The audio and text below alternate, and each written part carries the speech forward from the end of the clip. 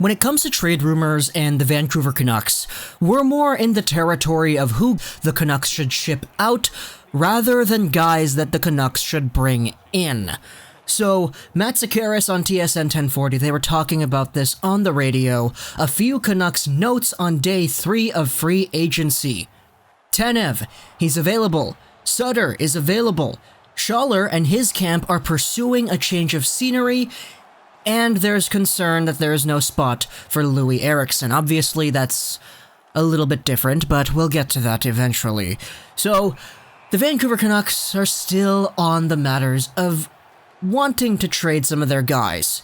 It's not surprising. Just taking a look at the cap space and taking a look at what we could have had, cough cough Nyquist, but we couldn't because of that cap space, it's easy to understand why a trade is desired. So, taking a look at a few of these notes here, the team wants to move some money to pursue a top 6 winger with several candidates still unsigned. Sutter might have to recoup his value with a good start to the season as he doesn't have much value now. And for Schaller, it's mostly just freeing up money. So these 3 guys are mostly the guys that I believe you would decide are the most expendable. The one out of the 3 that has the most value is definitely Chris Tanev. And if we're going to get ourselves a top 6 winger, I think we'd need to free up the space from these guys first before we went out and did that. I don't think we can get a top 6 winger in a trade with Sutter, Tanev, maybe Tanev, and Schaller. If we wanted to trade Tanev for a top 6 forward, we might need to add a little bit more, considering the fact that Tanev, although he is a really good shutdown D and he's a consistent top 4 guy, he barely plays.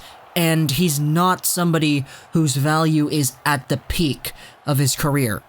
I think that's fair to say. Tanev, if he was traded a few years earlier, he still would have gotten more stuff, but if we really wanted a top 6 winger, we need to free up that space, and then I say we go after some of the guys still available in free agency.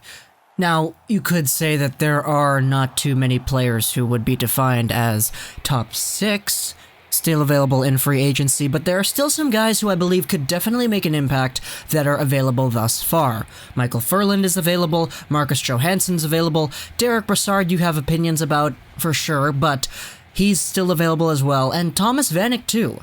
So, the options for the Vancouver Canucks are plentiful if they're able to free up the cap space. And if we wanted to free up the cap space, the proposed trade ideas that are up in the air right now for Vancouver Nation are Tanev, Sutter, Schaller, and it goes without saying, Loui Eriksson.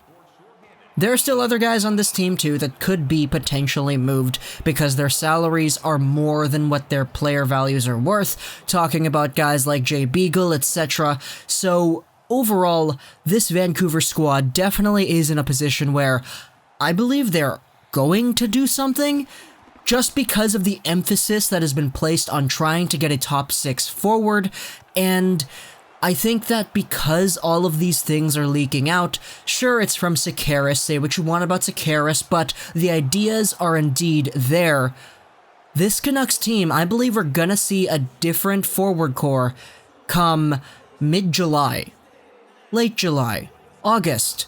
We're going to have another top 6 forward on this team, and if I'm wrong, then screw me, man. I just really want to see this team actually do something and actually acquire more assets. So, hope you enjoyed this video, 99, and bye.